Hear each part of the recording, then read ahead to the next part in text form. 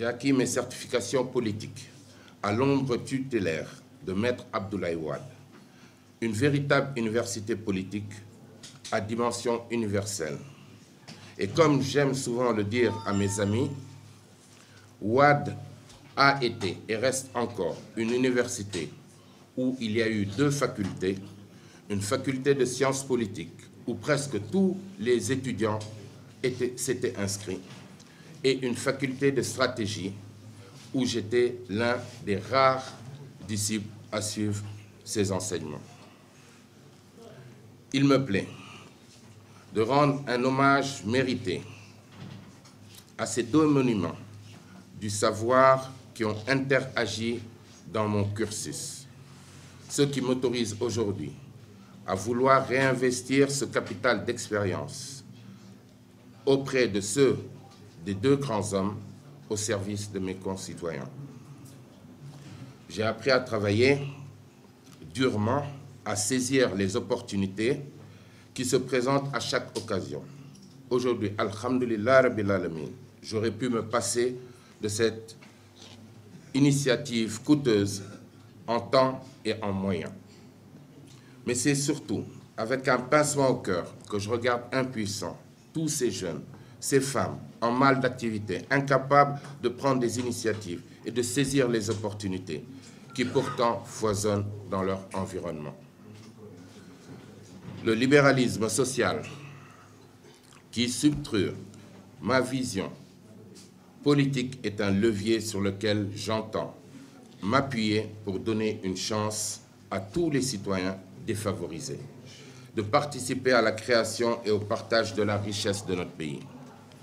Mesdames et messieurs, nous avons l'ambition de trouver des solutions à tous ceux qui sont sans emploi, parfois sans qualification, et qui vivent pourtant au milieu d'opportunités d'affaires de toutes sortes, et qu'il leur faut juste saisir pour entrer de plein pied dans le monde de l'entrepreneuriat. Nous envisageons de mettre en œuvre toute une ingénierie formative et politique pour inciter les jeunes et les femmes à mieux ouvrir les yeux sur les opportunités de leur terroir, à être plus attentifs à tout ce qui se passe autour de leur environnement, pour pouvoir transformer la stagnation et l'attentisme ambiant en une réussite. Il s'agira entre autres de miser sur le génie créatif de notre peuple et de nos potentialités, de lutter contre l'aliénation de nos ressources, de mettre en place des infrastructures et des équipements appropriés, je précise appropriés, de segmenter le travail productif en favorisant la spécialisation, en encourageant la concurrence et la qualité, ainsi de promouvoir le transfert de technologie et les usines de montage, susciter l'invention et l'innovation en mettant en place un environnement propice à l'investissement et à l'entrepreneuriat, qui ne représente aujourd'hui que 10% du crédit bancaire. Nous avons l'ambition de faire l'entrepreneuriat individuel un des déterminants fondamentaux d'une vitalité économique renforcée. Si les Sénégalais nous font confiance, nous mettrons en place des incubateurs agréés pour former et accompagner les promoteurs de projets. Je leur ferai bénéficier sans contrepartie d'un appui partiel ou total dans le cadre de la mise en œuvre des équipements, des outils, des infrastructures, de la logistique dont ils auront besoin pour mener à bien leurs projets.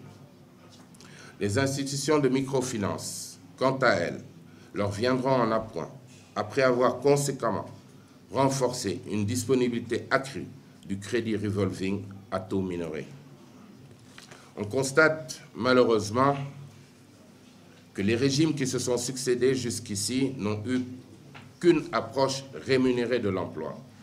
En 2012, le candidat élu proposait 500 000 emplois une fois élu. Même si cette ambition était réalisée, que représentent 500 000 emplois pour une population de plus de 15 millions d'habitants, majoritairement constituée de jeunes et de femmes? L'originalité de notre démarche, la générosité qui la porte, la volonté politique qui la sous-tend découlent à l'évidence des fondements de notre parcours et de notre engagement pour un développement inclusif et durable d'un Sénégal à l'horizon 2029. La colonne vertébrale du programme économique de notre coalition sera fondamentalement axée sur l'agriculture et ses activités connexes. Une place primordiale sera accordée à l'éducation et à la formation professionnelle, repensée dans un sens endogène et plus inclusif, ayant pour axe fondamental la science et la technique, avec une politique budgétaire rationnelle pour l'atteinte optimale des objectifs fixés. L'élève et l'enseignant seront valorisés au mieux pour une meilleure stabilité du système. Par ailleurs, dans le cadre de la lutte contre les inégalités sociales, j'ambitionne de renforcer la protection sociale de tous les Sénégalais, et plus particulièrement de celle des groupes vulnérables, notamment les enfants, les femmes et les personnes en situation de handicap, dans une perspective durable et soutenable. Ce n'est pas le lieu, mesdames et messieurs, vous en convenez avec moi, d'exposer en détail le programme ambitieux et novateur que nous entendons mettre en œuvre dans l'intérêt bien compris du peuple sénégalais. Nous y reviendrons plus amplement à l'occasion du lancement de notre coalition très prochainement. Retenons seulement que notre programme se structure autour du citoyen, pris à la fois comme le sujet et l'objet, le début et la fin dernière de toutes les politiques de l'État social. 5 piliers en constituent les fondements. Protéger le citoyen contre toute forme d'agression, protéger le citoyen contre toute forme d'agression intérieure et extérieure, placer le citoyen au cœur de la politique de promotion de la prospérité, donner aux citoyens la logistique, les équipements et les infrastructures nécessaires à sa mobilité et à sa productivité, mettre en avant l'intérêt du citoyen dans le partenariat domestique et international. En tout état de cause, mesdames et messieurs, dans notre vision et notre projet économique, le secteur privé sénégalais sera à la fois l'alpha et l'oméga de l'activité économique.